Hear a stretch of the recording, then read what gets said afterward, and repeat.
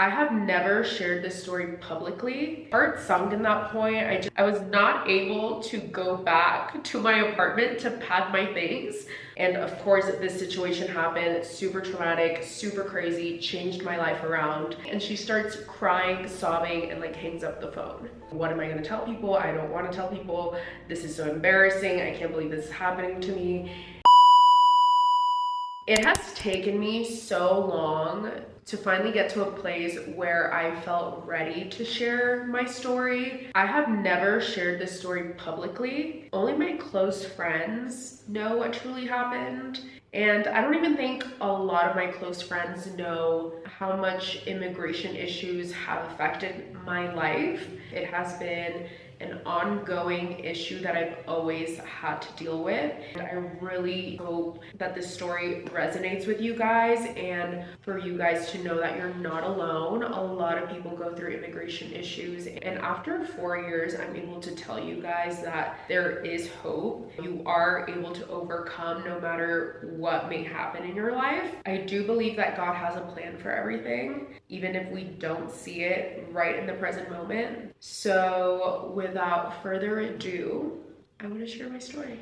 This has to be one of the hardest things that I've had to share on the internet. Not that I have to, but that I want to. I feel like with my life, like maybe I wasn't given the best advantages, but I am so thankful that my story has been the way that it's been, because now I can share it with you guys. And I think this is why it's so important to have really amazing friends surrounding you, because for the last 3 months I've been putting off this video and I just keep changing it in my Google Calendar to like every week. And I finally talked to my girlfriends and they were like, Dani, you have to share your story. It's so powerful. It's something that a lot of people are going through, or a lot of people are scared of going through. And my friend Liz told me, the more you delay your story is another day that you go without helping someone. And that really was like something that I needed to hear, because that has always been my platform and I've always wanted to be an inspiration to other people and to help people like achieve their dreams and go after what they want. Maybe I haven't always been the most vulnerable, because that's really hard for me, but I've gone through a lot of hard things, honestly, all my life, which have made me into this person and which honestly have shaped my worldview and my point of view to where this that I'm about to share has actually not been maybe as traumatic if I had not gone through those other traumatic things. FYI, hence me sounding a little congested. I've been really sick these last few days, but I still wanted to share this because I'm like, it literally is now or never. So I've never actually shared why I moved out of the US. I never really shared a lot of my transition coming back to Mexico City, going to live in Madrid, coming back to Mexico City. I think a lot of you guys asked me, how is it living in Mexico City? And you guys obviously know that I used to live in the US, but there was never really a story as to why I moved. It was really hard for me to even just come up with the words of like, what am I gonna tell people? I don't wanna tell people. This is so embarrassing. I can't believe this is happening to me. And kind of all of that just shaped these last 4 years. And I feel like last year I was ready, like I said, to share my story, but I just also didn't feel like I was super equipped or had the tools to share it with a positive outlook at the end. And I feel like now that I was able to really lock in this year and like focus on myself and tell myself that, you know, the best is yet to come, and I just can't hold on to like the past and the things that I enjoyed and loved so much about my life in the past. Like, of course I had an amazing life in my 20s, but that can't be it, and like that can't be like the peak of my life. And of course this situation happened, super traumatic, super crazy, changed my life around, but I really had to get to a place in my heart to where I knew for a fact that the future was going to be great, and the future was brighter than anything that I could have hoped or imagined. And so that's kind of where I'm at today, and I think that has given me the courage to share my story, because I know that maybe I did have to go through that to let other people know to not be scared, and also just to give people hope that there is a life outside of the US.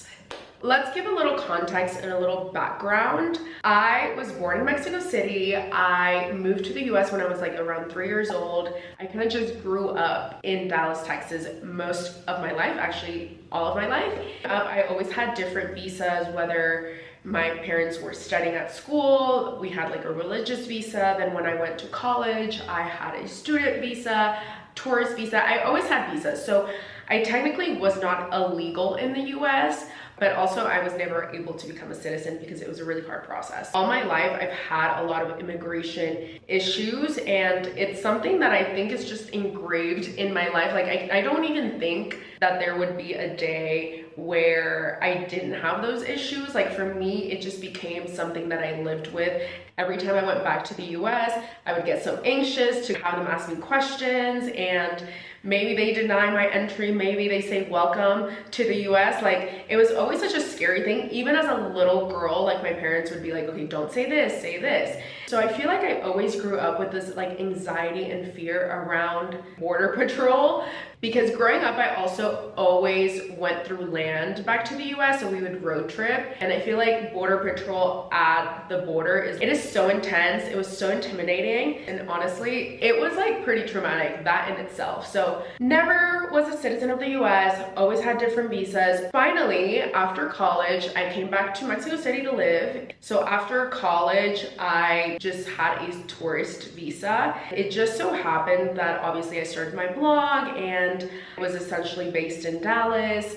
I kind of grew my blog there. Fast forward from 2017 all the way up to 2022, I built my dream life in the US, and I can honestly say that was like the American dream, because after college, I didn't even finish college. I didn't know what I was gonna do. I started this little blog. I became pretty successful. I had all these amazing opportunities. I traveled to Vegas, I traveled to New York, I traveled to LA, I traveled to Miami. So many brands wanted to work with me in that time period, and it was amazing just to see like how one little blog became like this huge career of mine that I never could have imagined. And then in 2021, I had the opportunity to travel a lot. It was actually one of the most rewarding and like best years of my life. It was 2021 and 2022. I went to Dubai that year. I went to Morocco. I went to Bali. I went back and forth to Mexico City. So I was traveling a lot. So even though I was like based in Dallas, I honestly was like barely there. It's 2022, and this is where it gets like really juicy. It's August, and I have a trip to Bali. So this trip, I was going on like a women's group trip. As a social media creator, my friend has this amazing business.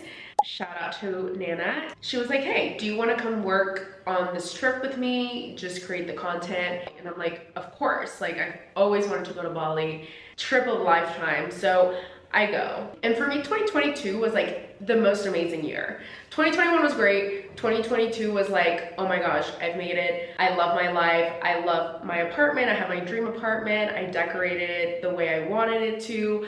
I walked to yoga in the mornings. I had so much work and brand deals. I was making a lot of money, creating content with my friends. That's all I did for work. And so then I go to Bali, not knowing that this was the last time that I was ever going to see my friends in Dallas, that it was the last time that I was going to be in my apartment, that it was the last time I would be in Dallas for the next 5 years. So I have this absolutely amazing trip in Bali, had the time of my life. I loved exploring and like doing all the things that I love to do, yoga, wellness, eating healthy, being by the beach, being by like this like tropical weather, and I just felt so refreshed. Then it was time to go back home, back to where I thought I was gonna go, back to Dallas. I remember having like the longest flight, and there were so many layovers. Bali is really far. So I remember from Bali, I went to Jakarta. I had like a layover there for like 4 to 5 hours, and then I hopped on a plane to go to Tokyo, and then that was a very long flight. And then from Tokyo, I took one less flight to Houston, Texas, and then from Houston, I was gonna go to Dallas. So it was just like the longest thing in the world. And I remember being on the plane, hours had gone by, and I was like, okay, surely we have like 5 more hours left. Like I've been on this plane for such a long time. and I checked the little thing. There was literally like 14 hours left. I was traumatized. I was like, there's no effing way that I have to be on this plane for 14 more hours. Like, even though in my head, like 10 hours had passed. And I kind of say all of this because it was just a long travel days actually. I mean, I think maybe it was a total of 2 to 3 days. I just was so tired. I was so depleted. The time change was also crazy. Finally get to Houston. I'm going through customs, you know, I give them my passport like I always do. They're like, you travel a lot, like what do you do for work? Don't know why, but I said YouTube. I would always change up like what I said. Like I'd be like, oh, I have a blog, I have a beauty brand, I do content. Like I always like changed it up, but for whatever reason, I said YouTube, and that's where things take a real turn. So they were like, okay, follow me. I already knew the drill. I had been in this room before. It's like a room where they take you, they kind of do like a second screening just to like do a little bit more investigation on you before like they let you in the country. So I'm like, oh my God, here I go again. Because I had already been in this room like once before that year. And I go back into this room and I'm like, oh my God, like, Lord, please, I need to make it out of here. Like, I'm so tired, and it was so much. So then they start asking me questions and they're like, okay, what's your YouTube channel? And I was like, because at that point, I just think I knew that there was no way for me to finesse getting out of this situation because all my life is on YouTube. They looked up my YouTube channel and it says like apartment in Dallas, living in Dallas, like all these things that are Dallas related, which on a tourist visa, you're not allowed to like really live in the US. So they were like, what is this? I kind of like explained like, okay, I have an apartment just because I get a lot of like work in the US. Even though I'm not like working for a company in the US, what I do is like content. So I can do it from anywhere in the world, you know? But obviously I like Dallas. I grew up in Dallas and all my friends are here. So it was good for me to just get an apartment instead of like paying a hotel. Like I really was trying to finesse my way. I was like, I get tons of PRs, so like I can't really get a PO box.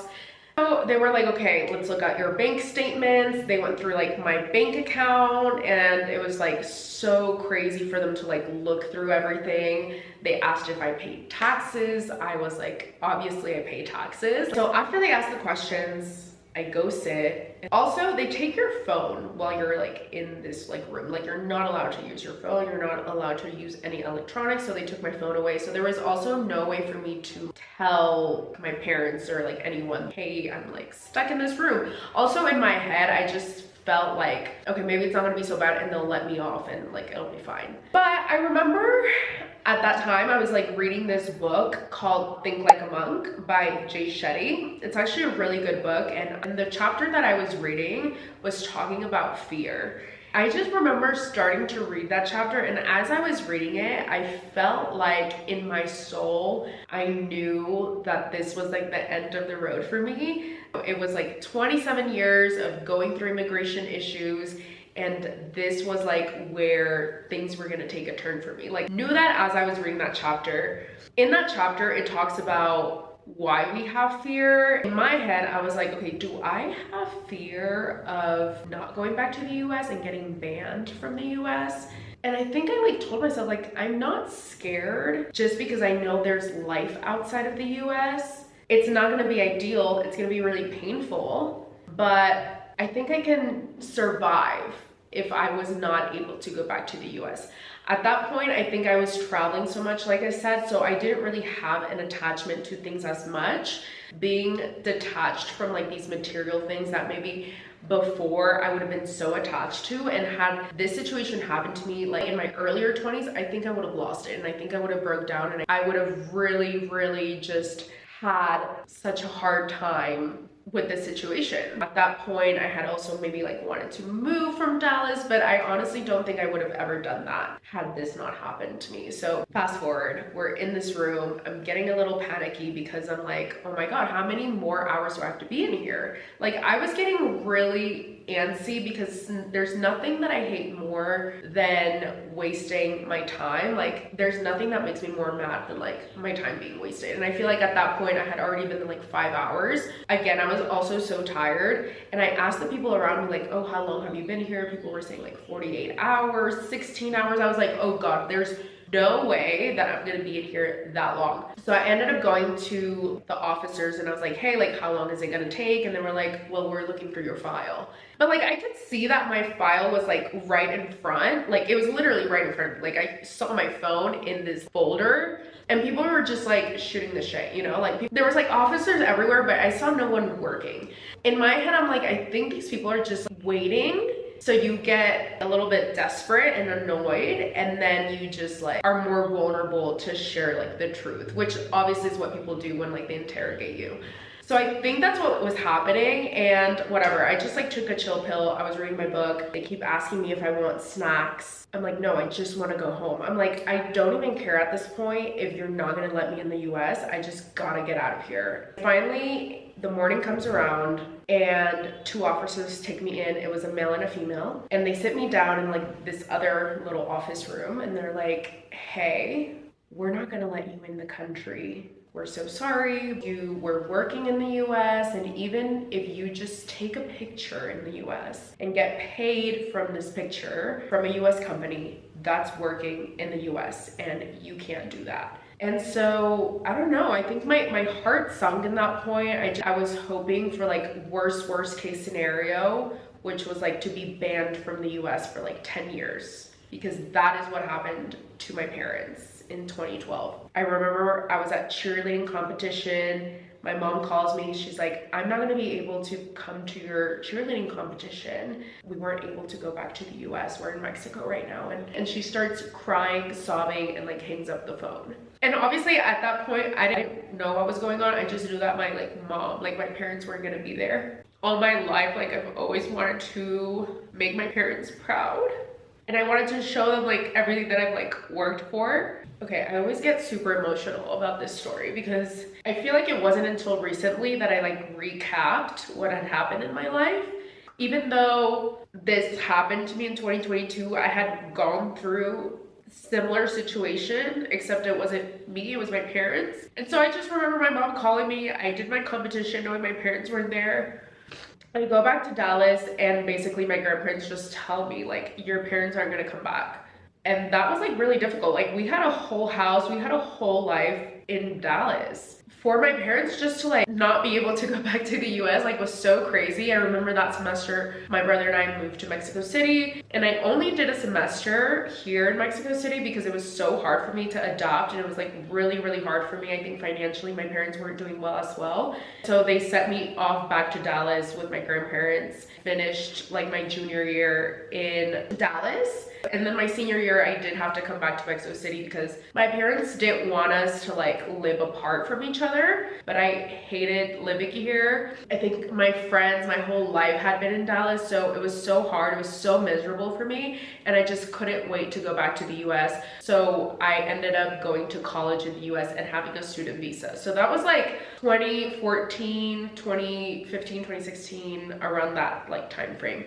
So I think in that moment, again, I was like hoping for the worst. I was thinking that they were gonna give me 10 years of like being banned. And when I look at the paper and they asked me to sign, it only said 5 years. I know it's horrible, but it made me like actually happy. I was like, oh my God, okay, only 5 years. That's actually not so bad. I'm actually really thankful that my experience wasn't super traumatic as it was for my parents. I think for my parents, it was like through land. And so I feel like at the border, on land, like they're more intense. And for me, like these officers were actually really nice. The lady was like just saying like, whenever 5 years are up, like you can apply for a work visa, have like a talent management agency hire you, and you can come back to the US and like do this legally. I had a W-9, you know, like I was paying taxes. So it wasn't like I'm doing completely illegal things like knowingly. I guess my whole life I've always gone through like immigration issues, and this situation finally happened to me. I signed the contract. A few hours later, I'm like asking like, okay, like I already know I'm not gonna be let into the US. So like, when can I freaking leave this room? I've been here forever. And they were like, well, we have to wait for the airline that you came in to the US with, which was like a random like Japanese airline. We have to wait for them to rebook your flight back to Mexico City. And in my head, I'm like, this is a random like Japanese airline. Like, who knows when they're gonna like rebook me? So I was like, you know what? Just give me my phone back. I'm just gonna buy a flight. So I know for a fact that I'm leaving here at a certain time. Like, I can't just be waiting around. And they were like, well, why would you do that? Like, it's free. I'm like, I don't care. Give me my phone. Like, I'm pretty sure at that point I started to like tear up because I was so frustrated and so tired. I teared up, I like choked up, and I was like, please give me my phone. Like, I'm gonna book my flight back home. So they gave me my phone. I bought my flight. 8 a.m. comes around before my flight. They're like, okay, grab your things. This was like so weird because I felt like a serious criminal, but like an officer had to take me to the plane. And as I'm like walking through the airport, I asked her, I was like, hey, like, do you think I can like buy something to eat? Like, I'm so hungry. And she was like, yeah, of course, like we can stop by. Okay, what do I want my last meal in the US to be? I think I bought like some Tex-Mex food, which honestly was not great when I ate it on the flight. But the whole situation was so weird. The officer takes me into the plane and I'm like, oh my God, I hope no one like sees. And then hands over the stewardess or the attendant my file. And that's it. And then I was on my way back to Mexico City. I think my grandparents picked me up. My parents, I don't even remember. I remember just coming home to my grandparents' house and like resting. And that was it. That's all I remember. And so that is the story of why I left the US. Or you could just say like why I can't go to the US. This August, 4 years have passed. And so I technically will only have 1 year left before I can like officially reapply to go back to the US. I think just looking back at my life, again, I've always gone through immigration issues. It's crazy that the same thing happened to my parents 10 years before. Actually, I just had that realization. 10 years before my ban, my parents had been banned from the US, which is why I had always gone back and forth. And I remember when I moved back to Dallas in 2017, and I was there on my own. Of course, I have like some family there, but without my parents, it felt so weird because I was like adulting. I was like 21, 22. I was making money. I had my own apartment. I had my own car. I was getting these amazing opportunities through blogging, and my like mom, like my parents weren't there to like, for me to be able to share it with them. So that was like really hard for me. And I remember just like feeling really sad because I wanted to share these different experiences like my mom, and like I wasn't able to. Like, I remember like growing up, like I always went to Target, obviously, and like Marshall's, and something that I always did with my mom. So like it would make me sad to know I couldn't share little moments like that with my mom. And I think it just like takes me back to like when I was doing my cheerleading competition, my parents weren't there for me, couldn't be there for me. This was like something that I had been working on for like such a long time. Years later, I like want to show my parents like, oh my God, like look at this life that like I built. Literally 21 and have like starting my dream life. And it was like really hard for me to know that, you know, they couldn't be in the US. So I think that's like the more sad part about like this whole situation, because it like really affects your life. And it's just so crazy because 2022, when I get banned from the US, my mom gets engaged, and then in 2023 she got remarried. That's why I was in Mexico City for that period of time, from like when I was banned, obviously, until she got remarried. And then a few months later, she left to the US. My mom, throughout, you know, like after she got divorced, like she really tried to find every way to like go back to the US. And she like applied for different visas and they were always denied. And then, you know, finally she like meets this person and, you know, she gets engaged, married. And then when she goes back to the US, I'm not there because I'm banned. And then my brother had also gotten married like a year before. So he's living in Canada now. So like now, again, this immigration issue like affects all of us, because now my mom's in the US. She's there without my brother and I, because my brother also cannot leave Canada until he gets his papers. So obviously he has his own immigration issues that he has to deal with. But so for him, he's just waiting to finally get his like, I don't know, Canadian citizenship so he can like actually leave the country. And then my mom's in the US, and then I'm in Mexico because I'm banned from the US, which means I also can't go to Canada because they keep denying my visa. So I feel like immigration is such a huge topic in my life because it affects and has affected me since I was like a little girl. And obviously I've never really shared like the immigration issues in the past, but I definitely wanted to share like what happened. I was not able to go back to my apartment to pack my things.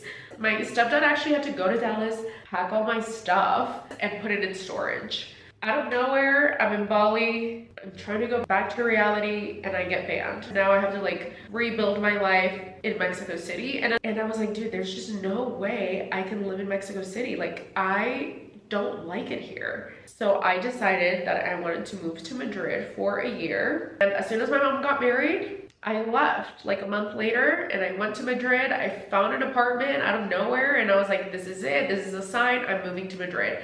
I go down there for a year and it was like such an amazing time. I felt very lonely, but I feel like I needed to have that loneliness to myself to like regroup my thoughts, to look at my life, see where I've gone wrong, trying to rewrite my story, trying to figure out what I was gonna do with my life as well, because at that point, I wasn't getting as much brand campaigns and brand deals. So I was like, what am I gonna do for work? Like, what's going to happen with me? And I actually ended up selling my car in the US and I basically lived in Madrid with that money because I didn't do anything in Madrid. I didn't work, I didn't do anything. I was taking essentially like a sabbatical. And when it was running out, I was like, oh God, I have to go back to Mexico City because I have to do something for myself. Coming back to Mexico City was extremely hard because I had no sense of where my life was going to go and what I was going to do. It took many months of work and trying to figure out my life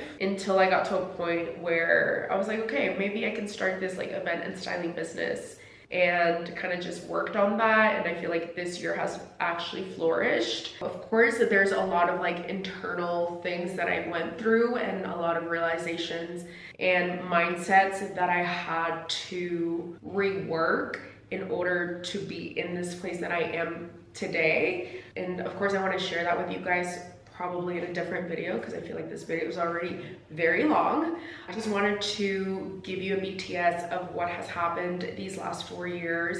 And now that I'm wanting to get back on YouTube a lot more and share daily vlogs, I haven't been able to do that. Even though I said I was gonna come back to YouTube, I haven't been able to do it because I'm like, I really feel like I need to share this story and then like my life will make sense. I also don't want people to think like, oh, it's always like sunshine and rainbows, because it's not. Like, people go through very difficult things all the time, and how they show up in this world or how they show up with other people can be completely different worlds as to how they're feeling on the inside. And I've always been a very positive being and I continue to be positive. And there's been times where I have let you guys know like how much I like hated being in Mexico City and like how I disliked my life.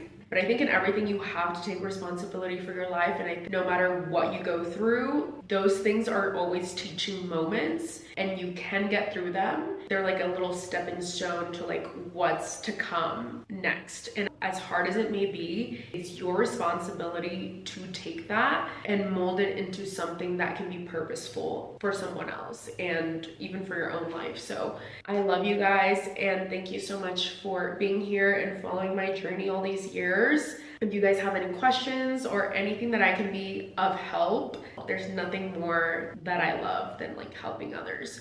The best is yet to come. Love you guys.